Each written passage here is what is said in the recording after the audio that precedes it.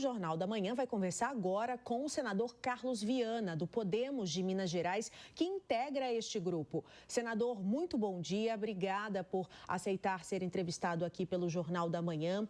Mesmo com o parlamento americano em recesso, o senhor acredita que essa comitiva pode trazer um bom resultado nessa negociação? Meu bom dia a você, bom dia a todos os nossos telespectadores e ouvintes da Jovem Pan. O que nós estamos aqui como primeiro passo dessa comitiva é cada um dos senadores buscar os contatos que tem nos Estados Unidos para a gente entender com clareza o que está acontecendo.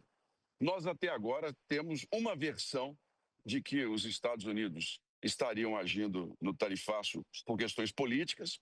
Eu não vou aqui desmerecer em momento algum, mas também já surgiu a informação de que os Estados Unidos têm interesse numa negociação em termos de minerais estratégicos, chamados minerais raros.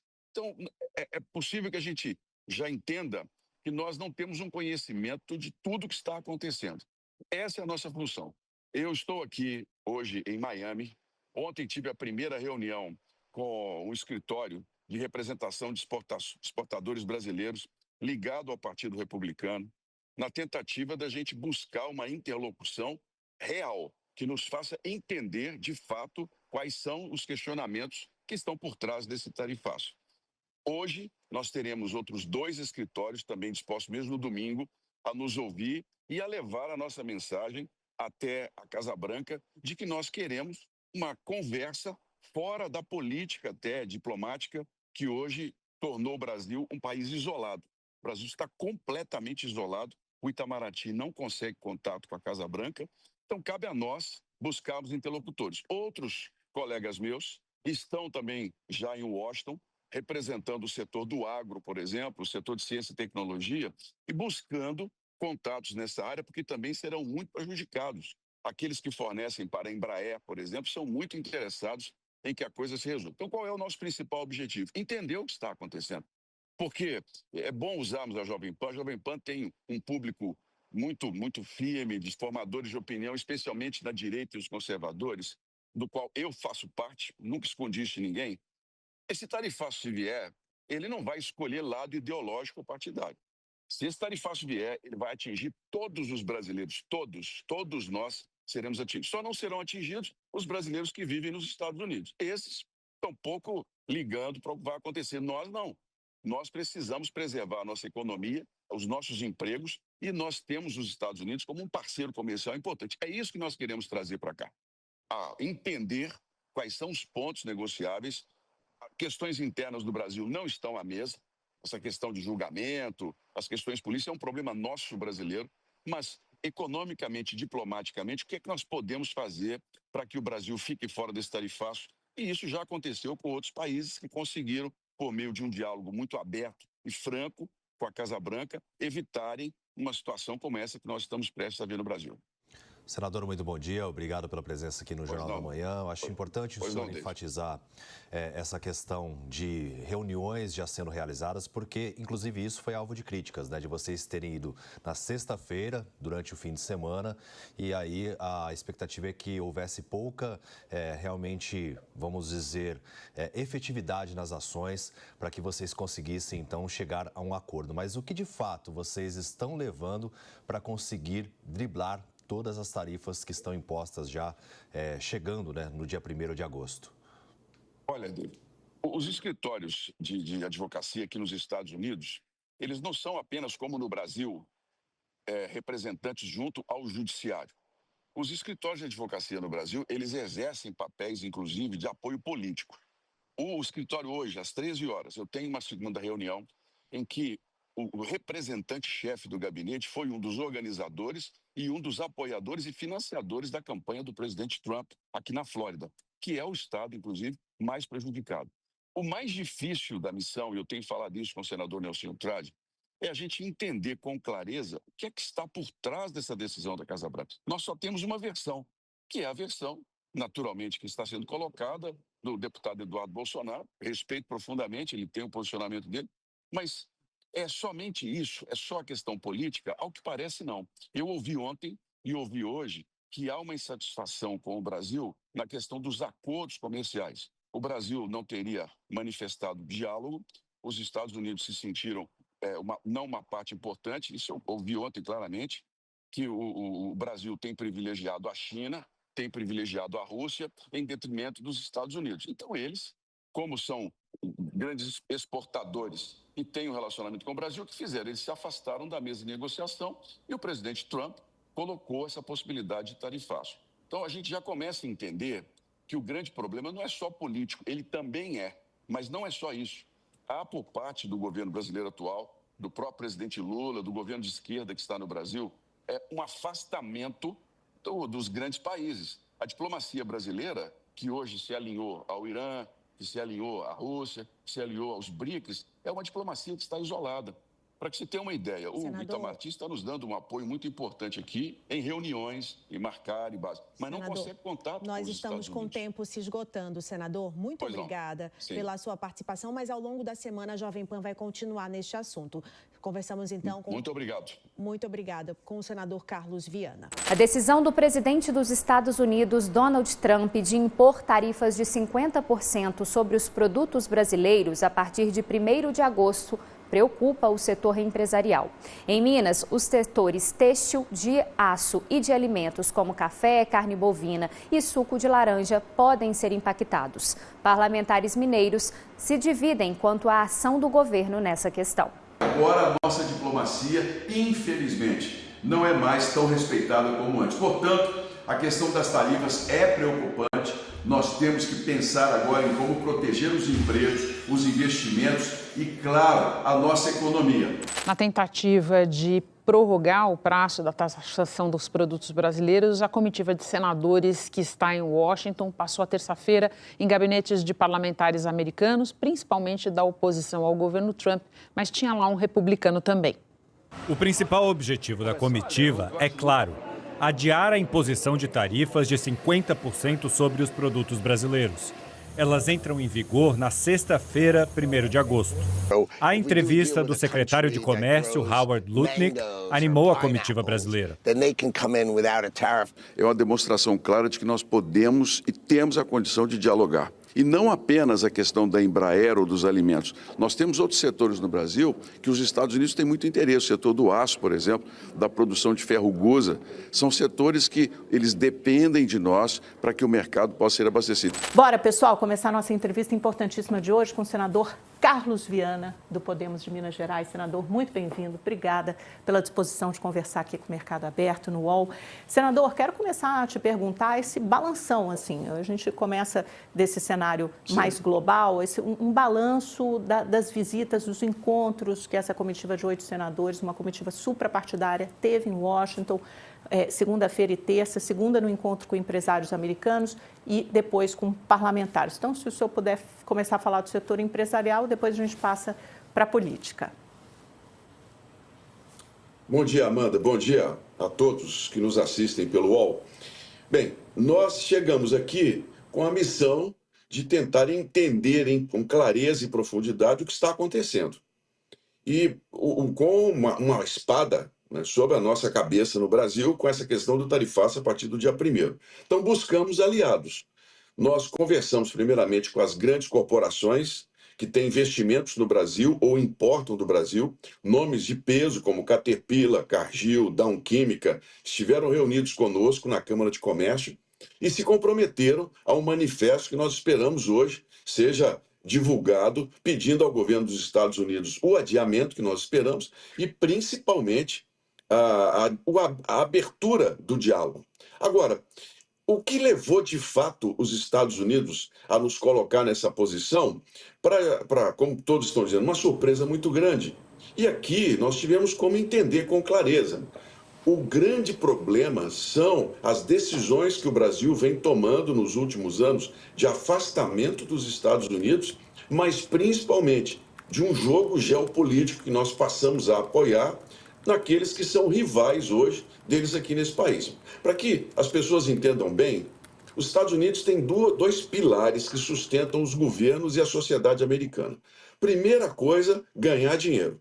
Eles vivem para isso, eles fazem negócio, eles querem ganhar sempre e sabem o poder que têm. O segundo, a questão militar. Para os Estados Unidos é uma questão de honra as frotas americanas estarem espalhadas pelo mundo e ninguém ameaçá-los. Isso é uma visão deles. E vem a China e começa, de fato, a ter uma disputa com os Estados Unidos.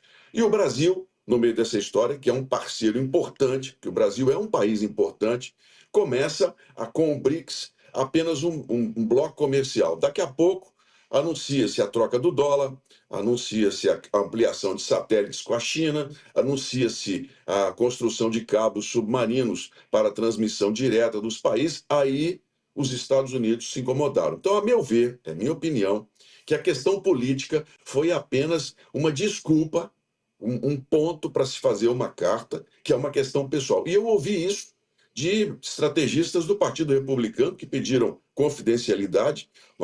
Consegui conversar com 3 deles e eles estão dizendo com muita clareza: o Brasil precisa se realinhar, se reaproximar, mas principalmente definir essa questão da geopolítica, porque cabos e satélites podem ser usados numa visão até militar. Não é que o Brasil tem um acordo militar, mas é uma visão de que esses instrumentos ajudam a China a terem uma preponderância militar e ameaçam, naturalmente, a questão do Estado. Então, nós estamos no meio de uma guerra entre Estados Unidos e China e, como você disse bem, nós estamos enfrentando um iceberg. A questão política é só a ponta de toda essa relação. O problema está ali por baixo e que está agora com o presidente Lula, de buscar um gesto de aproximação e nos colocar, né, numa outra possibilidade de relação com os Estados Unidos. Senador, vamos desdobrar esse raciocínio. Eu só vejo 2 problemas com essa visão. Primeiro, o que justifica o Brasil, no primeiro momento, ter ficado na parte de baixo do tarifaço, com uma taxa de 10%, e, repentinamente, se não a justificativa política, subir para essa taxa punitiva, praticamente um embargo de 50%. E o segundo problema com essa visão é que o Brasil não está no BRICS sozinho, como o próprio acrônimo, a sigla, indica, há vários outros parceiros. A Índia não foi punida dessa forma, por exemplo, e outros países, a África do Sul, e outros países agora que se juntaram ao BRICS. Como é que eles justificam isso? Bem, a Índia imediatamente buscou acordos com os Estados Unidos. Segundo ponto, a Índia é grande consumidora de tecnologia dos Estados Unidos. A Índia é a maior compradora hoje na Ásia dos caças F-16 dos Estados Unidos. Então, eles têm uma relação de interesse comercial com a China muito maior do que tem conosco. E o Brasil, nós temos que lembrar aqui, hoje a principal voz do BRICS não é o Putin, não é o Xi Jinping. A principal voz do BRICS hoje é o presidente brasileiro, Luiz Inácio Lula da Silva. E é ele quem tem feito os discursos anunciando as novidades que o BRICS tem. A última, se você prestar bastante atenção, poucos dias antes da carta, foi a possibilidade de trocar o dólar por uma moeda comum. Isso iniciou um processo dentro dos Estados Unidos de preocupação com as ações que virão. Porque os Estados Unidos, vejam bem, tem superávit conosco. Só tem 3 países no mundo em que os Estados Unidos vendem mais do que gasta. Grã-Bretanha, Inglaterra e os países lá da Grã-Bretanha, a Austrália e o Brasil. Isso tudo mostra claramente que eles não estão preocupados conosco, com o nosso comércio, estão preocupados com a geopolítica internacional de domínio deles. Então, esse ponto é muito claro. O porta-voz do BRICS no mundo é o presidente Lula. E isso tem. E outra coisa, Amanda, é bom que a gente lembre aqui um outro ponto que eu ouvi e deixou claro ontem, os parlamentares nos colocaram com clareza, porque disseram assim, muitas críticas, visitar parlamentar do Democratas não vai adiantar nada. Adiantou muito, porque os democratas ontem nos disseram que há um projeto que vai ser votado em agosto, possivelmente, entre agosto e setembro, que todos eles vão votar, que vai punir com mais sanções os países que se relacionam com a Rússia. Então, nós estamos enfrentando essa crise agora, nem soubemos ainda como desfazer esse nó, e podemos enfrentar uma outra crise já a partir de setembro, porque a Rússia é o grande fornecedor do agro brasileiro na questão do fosfato. Para nós, a sobrevivência sem o agronegócio é muito mais difícil. Então, vejam bem, o cenário brasileiro hoje, eu diria, é de se reposicionar, não é deixar de ter comércio com a China, mas também não esse abandono que foi a relação com os Estados Unidos. O próprio democrata que conversou comigo, que é o nome dos acordos bilaterais, que está desde Reagan fazendo as negociações pelos republicanos, ele disse, olha, senador, os Estados Unidos retirou o embaixador de Brasília, do Brasil, e os senhores não reclamaram. Os senhores não falaram absolutamente nada. Isso é uma demonstração clara de que os senhores não querem parceria com os Estados Unidos. Isso está à mesa e hoje vai desafiar a diplomacia brasileira. E eu volto a dizer, a questão está com o presidente Luiz Inácio Lula da Silva. É preciso que o Brasil busque o mais rapidamente possível um acordo, uma conversa franca entre os dois, ainda que existam arestas que vão acontecer naquele momento, mas que seja uma conversa muito franca entre eles. Sugeriu-se até, Amanda, do Lula convidar o Trump para um jogo de futebol americano da NFL que vai acontecer no Brasil em setembro.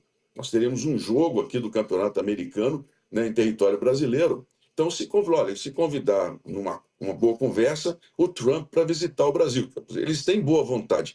Agora nós temos que definir, né, quais os posicionamentos que nós estamos dispostos a abrir mão como brasileiros e onde nós queremos chegar nessa relação com o BRICS.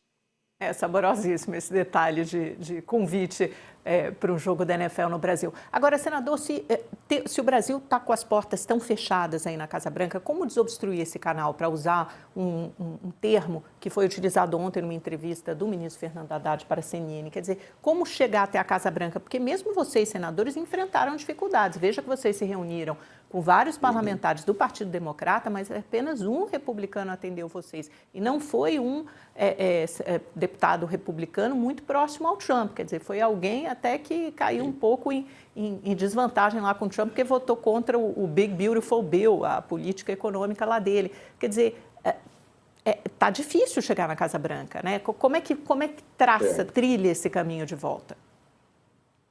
Bem, nós nunca tivemos aqui a expectativa de sermos recebidos pela Casa Branca, porque nós somos parlamentares.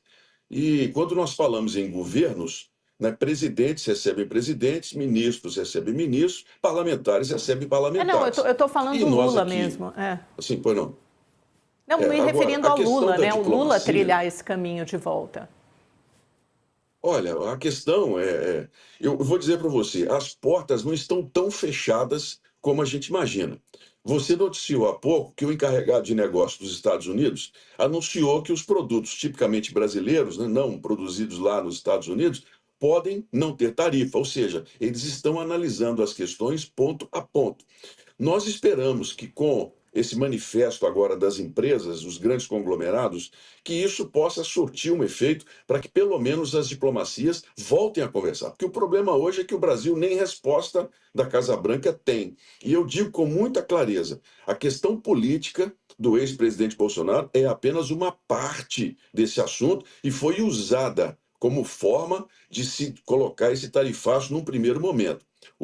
Os Estados Unidos não vão aceitar publicamente que eles estão com medo, preocupados com o BRICS. Eles são grandes demais para poder dizer, olha, o Brasil está tomando... Não, eles querem ser respeitados em todos os meios, dizer que são muito fortes. Mas o que está por trás de toda essa questão é exatamente a posição brasileira e o presidente porta-voz de um BRICS que hoje é uma ameaça aos Estados Unidos, inclusive às grandes empresas americanas.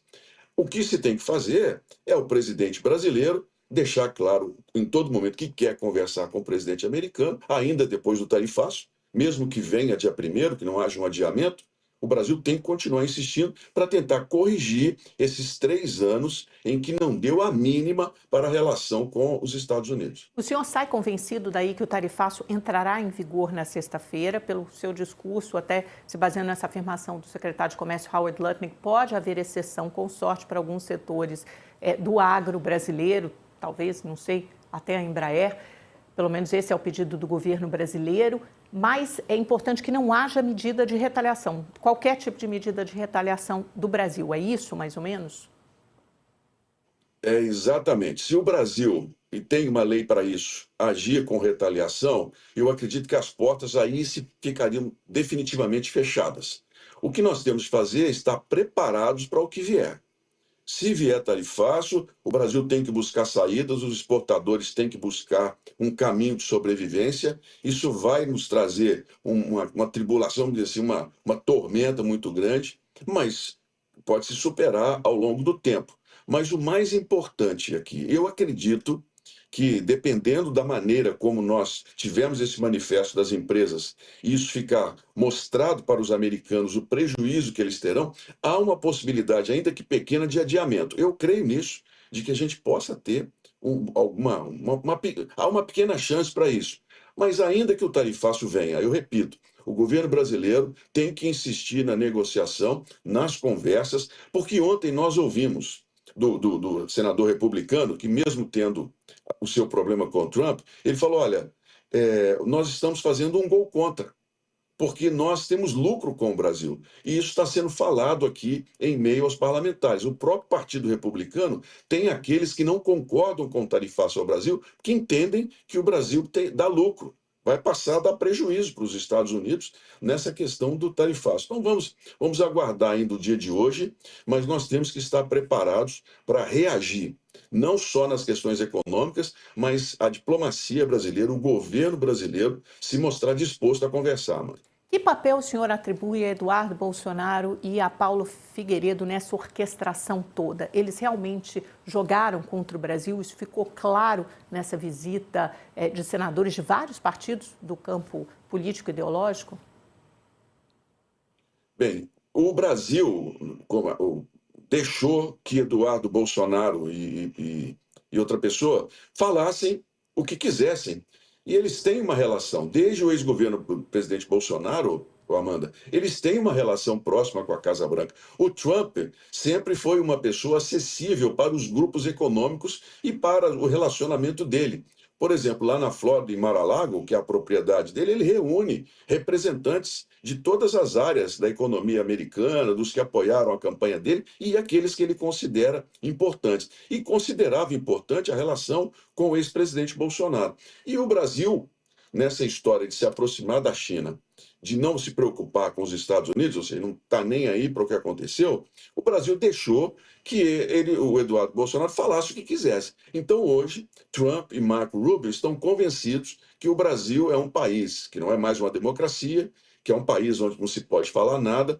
Leve-se em consideração aqui, de fato, as decisões que têm sido tomadas pelo Supremo Tribunal Federal na posição de Alexandre de Moraes, que tem assustado a todos, decisões que muitas vezes não são necessárias, são apenas uma demonstração de poder, a meu ver.